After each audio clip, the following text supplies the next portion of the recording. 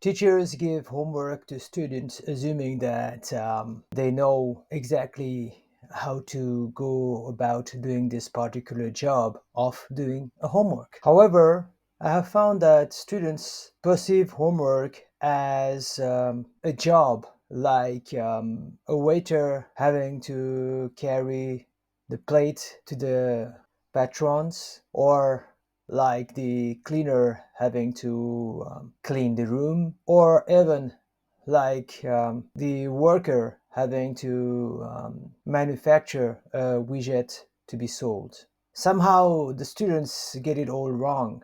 They think that the homework that they do is for the teacher, and they do it drudgingly. They do not do the homework with the right motivation. Instead, they do it so as to avoid penalties or scoldings. Sure, it's better than not doing homework. But come on, isn't it common sense idea to explain the students the logic behind homework? In my motivation classes, I am bombarded with complaints by students that they have too much homework. Usually, homework means copying notes or repeating the solution to problems several times. In case of mathematics, the students hate doing homework. I have to explain to them that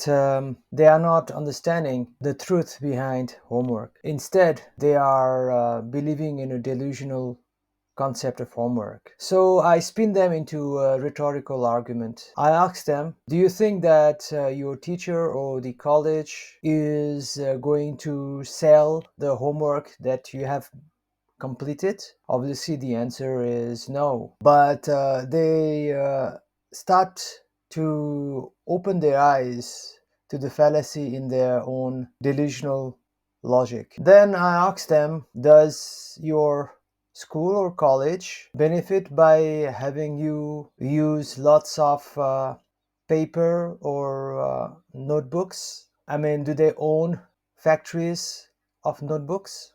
Do they own the factories of the dirt pens or ink that you write the homework with? Again, the answer is no. The illusion that they are living with is slowly beginning to crack. Then I hit them with the nail in the coffin and ask them, do you think that your teacher enjoys checking your homework? Now, they are forced to believe that the raison d'etre of homework is the benefit of the students, but in one way. It is known among people involved in academia that there are broadly three ways to learn and study. The first one is to listen to the lectures. The second one is to read the books, textbooks, and notes. However, those two mediums are sufficient only for those who have a very effective brain wiring. Most of the students cannot grasp much content from a lecture despite being forced to sit quietly and listen. Then most students do not have the skills to read textbooks, which we will talk about later on. This brings us to the third medium of studying.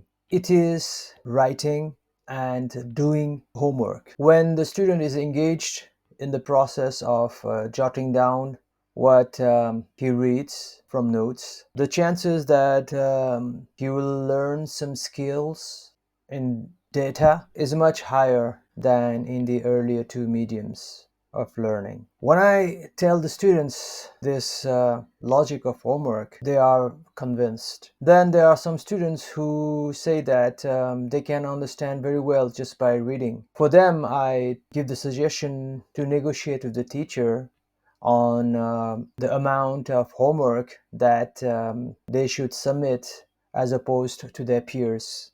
They could prove that they have understood and they are better at learning from reading than writing. No teacher will say no to such a proposition. Most students pass the exams purely by doing the homework. Somehow the skills is ingrained in the mind, and since the exam itself is in writing, then doing homework makes total sense. So, dear student, my advice to you is unless you are a genius with perfect brain wiring, especially in the skill quadrant, you should do your homework. I suggest that you concentrate while you are doing the homework at least. Do not do your homework in another teacher's class. By so doing, you will do injustice to your homework and to the lecture that you are listening to. Remember, doing homework is not about making widgets that your teacher is going to sell on the market. The homework is for you. It will help you wire your brain so that you will be able to acquire the skills in that particular subject. In my later years, I understand mathematical equations as I read them in the books, and I understand difficult concepts just by listening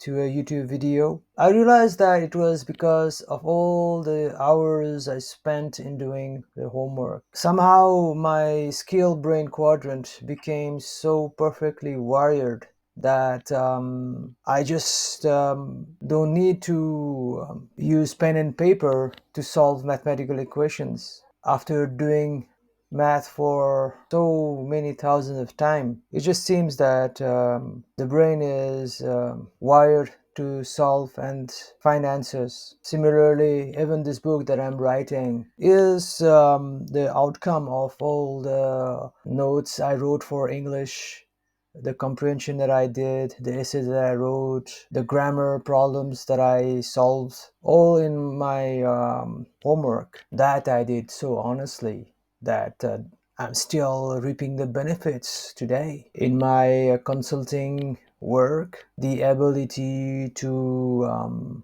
go through the various documents looking for mistakes, loopholes, gaps, and insights was possible because of my homework days, should I say, for lack of better word. So by all means, never doubt whether you should do your homework or not.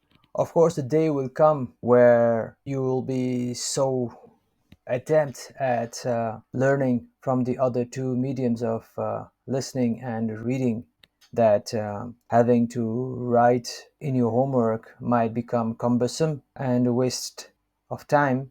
At that time, as I told you earlier, just negotiate with your teacher. We all tell the students to study at home, but how should they go about it? They don't know. Consequently, so many students, when asked how many hours you study at home, say almost never, or maximum 1 hour, including the homework. Yes, they consider that homework is not studying. Not a big surprise, isn't it? Anyways, for a starter, doing your homework is also studying, but you cannot limit your studies at home to homework. Studying at home means that you should revise what you had studied in class either in the evening or the next day. This repetition of what you have just studied will help your brain wiring to become thicker, again for lack of better word. By studying on your own what you had listened in the class will help you make more connections with skills that you had learned earlier. Also, at home, you will have more time to process what information you were provided with, information from daily life. You'll also be able to look at this subject from a higher vantage point and see how it is related to earlier topics. You might have noticed that I was referring to the four-brain learning approach, first talking about the information quadrant and then about the knowledge quadrant. Also, at home, because you have time in your hands, you can drift off in your mind and try to make a bridge between what you have just learned at school or college with some unrelated ideas that is of interest to you. In this way, you will be activating your wisdom brain quadrant. So basically, when you study at home, it's like the slow motion of listening to a lecture. You have to reflect on what you had heard in the class. There might be some things that you agreed on and something that you could not agree on. There might be something new and there might be something old. But most important, there are some things that you understood and some things that you did not understand. So at home, you are free to go on Google and look for the answers that you are looking for. I encourage you even to use artificial intelligence to help you understand the various problems you could not solve.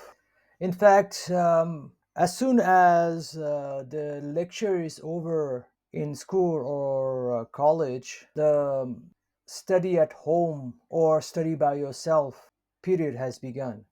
Before you run off the class, you should give yourself at least 1 minute to answer the question of what did I just learn in this class. This simple mental exercise will help you retain the content that you listened to. However, most of the students never do this reflection and they also do not revise at home on the same day. Then they start to study 15 days or even 10 days before the exams. By that time, all the content that was delivered in the lecture will have been forgotten.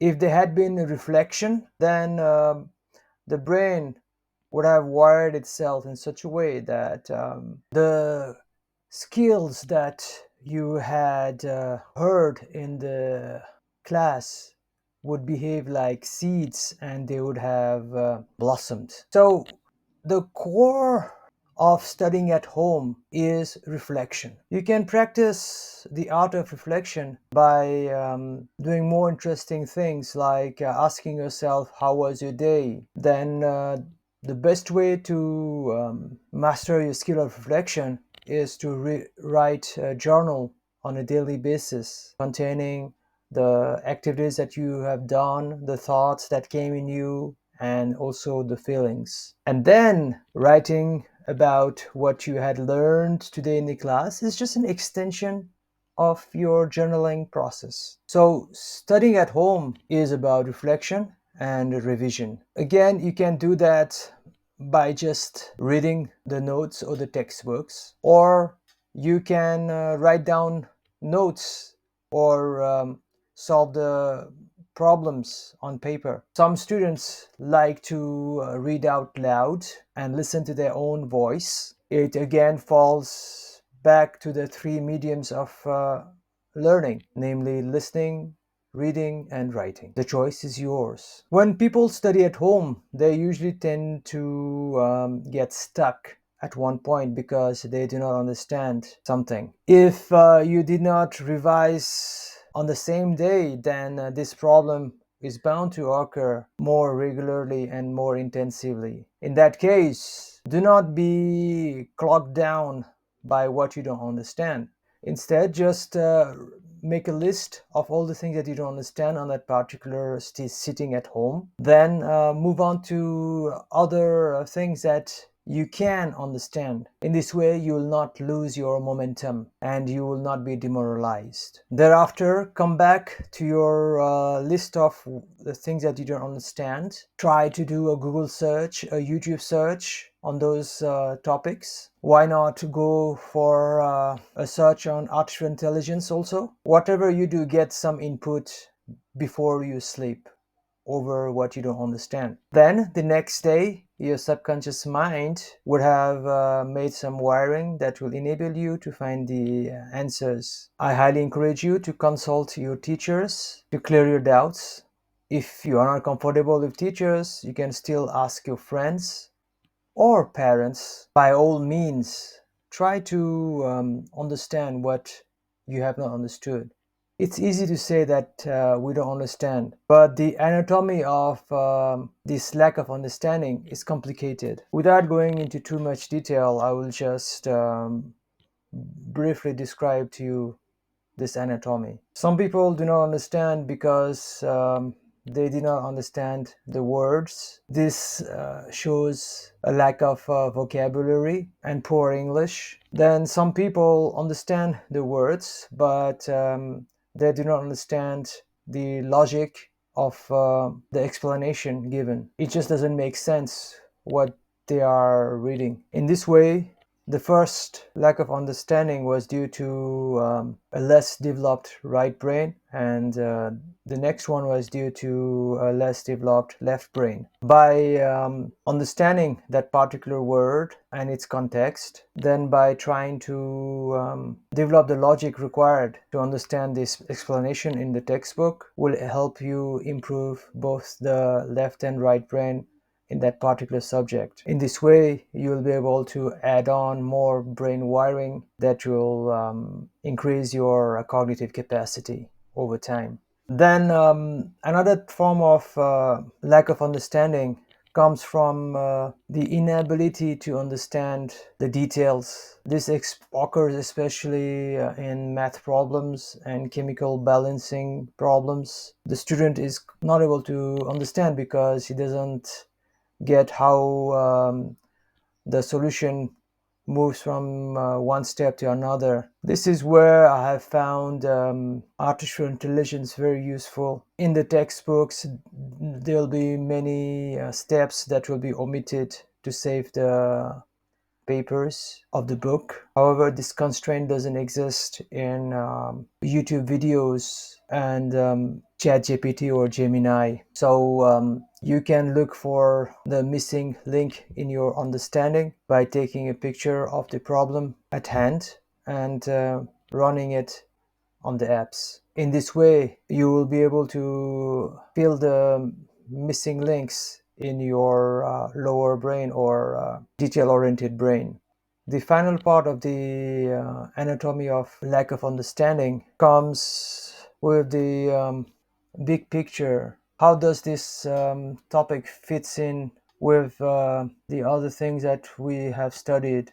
How can we remember all the various points? These are very conceptual things that cause a sense of not understanding. The best way to clear these doubts is usually to talk with the teacher, because only they would have a bigger picture view of that subject. If not, you can consult to out books related to your subject instead of textbooks. The latter tends to talk about the details of your subject, while the former books tend to talk about exactly those concepts that you are confused about. In this way, you will increase the capacity of your upper brain or conceptual brain. In this way, studying at home helps you develop the forebrain quadrants dramatically. It's great that you listened to the lecture and attended the class diligently, but by studying at home, you will be able to expand your cognitive capacity. Finally, I just want to give you some ideas on how to develop the discipline for studying at home. First of all, have a routine.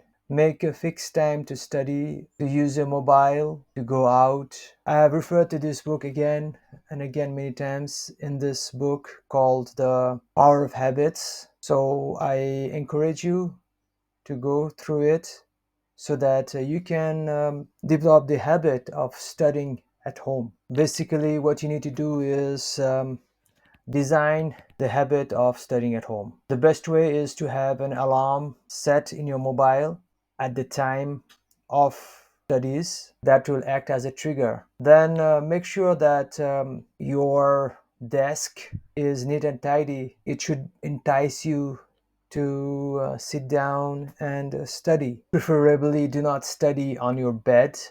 If you do not have a desk, then buy a bed table. That is the ritual. Then after you study, reward yourself with a tick in your wall calendar on that particular date. Yes, that's akin to your teacher giving you a star in nursery class for completing your homework or classwork. You could alternatively reward yourself with a cup of tea or an egg or chocolate. But the best reward, is the feeling of achievement. That's enough for most people, actually. Once you get this routine going, then studying at home becomes a habit like eating or sleeping. In this way, you have learned how studying at home helps cultivate your brain and its wiring. By the way, most students are addicted to their mobile phones. So, in your ritual, make it a habit that you switch off your phone during your study time. That is after the alarm rings, indicating your time to study. Then you'll argue that you need to do research on your mobile phone. It's okay, dedicate a special time whereby you'll be allowed to use the mobile for study purpose. Now you are fully equipped to study at home like a pro.